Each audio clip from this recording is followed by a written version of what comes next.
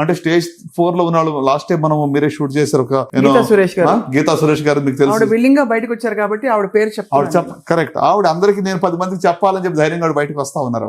ఆవిడ కూడా స్టేజ్ 4 బాగా ఫైట్ చేసి ఎస్, మళ్ళీ she has re-return her life, travel చేస్తున్నారు. అంటే ఆవిడ స్టోరీ అదొక అద్భుతం అండి. ఎలా సార్ ఆవిడ ఎలా వచ్చారు మీ దగ్గర? అంటే బ్లీడింగ్ తో వచ్చారు, యూటరిన్ బ్లీడింగ్ అంటే ఎక్సెసివ్ మెన్స్ట్రువల్ సైకిల్స్ తో వస్తే గైనకాలజిస్ట్ చూసి ఒక డిఎన్సి అని చేస్తారు కదా, హిస్టోస్కోపీ చేసి బయాప్సీ చేశారు, యూటరిన్ క్యాన్సర్ ఉందని చెప్పి హిస్టరెక్టమీకి ప్లాన్ చేశారు. ప్లాన్ చేసి అప్పుడు రోబోటిక్ సర్జరీ కొత్తగా వచ్చింది అప్పుడే మనకి. సో రోబోటిక్ సర్జరీలో నేను అప్పటికి ట్రైన్ అయ్యి ఉన్నాను, one of the earliest trainee in the robotic surgery కాబట్టి. సో రోబోటిక్ సర్జరీకి వెళ్తే వెరీ లార్జ్ యూట్రస్, కానీ సక్సెస్ఫుల్ గా దాన్ని తీసేసాం. తీసిన తర్వాత విత్ ఇన్ 2 months లో ఆమెకు అబ్డమెన్ అంతా కూడా డిసీజ్ రెకర్ అయిపోయింది.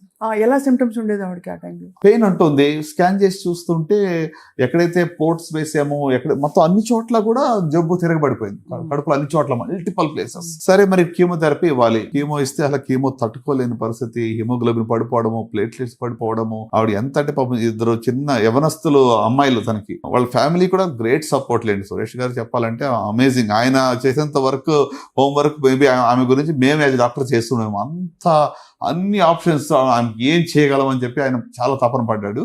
అండ్ ఫైనల్ గా she had that will power to fight also. So దానివల్ల మరి కీమో అన్ని మానేసాం చివరికి. We tried some other alternatives also, including ఏమంటారు దాన్ని అంటే ఓజోన్ థెరపీ కానివ్వండి. ఇట్లా అంటే ఓజోన్ థెరపీలు కూడా అందరికీ పనిచేయండి. బై ద వే నేను చాలా మంది స్టేజ్ 4 హోప్లెస్ కేసెస్ వాళ్ళకి కూడా ఇంకేమీ లేదన్నప్పుడు ఇవి కూడా ట్రై చేసాం, వాళ్ళు పని చేయలేదు. మనం కొన్నిసార్లు what we talk should not mislead people. ఇటీవల సిద్ధు గారు ఒక ప్రెస్ మీట్ పెట్టి మా వైఫ్ కి స్టేజ్ 4 ఓవరీ క్యాన్సర్ ఉంది, అన్ని వేస్ట్, ఇది ఇచ్చాను, ఈ ఫుడ్ ఇచ్చాను, ఈ పలానా తీసుకుంటే చెప్పారు. దానివల్ల ఇటీవల నాకు చాలా మంది పేషెంట్ నా దగ్గరకు వచ్చి బాధ ఏం చెప్తున్నారంటే, మేము అన్ని మానేసి తీసుకున్నామండి, మాకు ఏం ప్రయోజనం జరగలేదని చెప్పి వాళ్ళు ఇంకా నష్టపోయి వస్తున్నారు.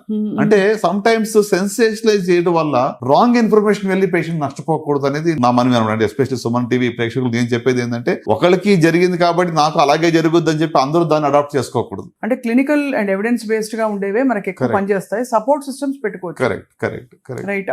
అలా గీతా గారు అలా బయటపడ్డారు సార్. ఆవిడ కూడా మోర్ దాన్ 10 years అండి ఇప్పుడు.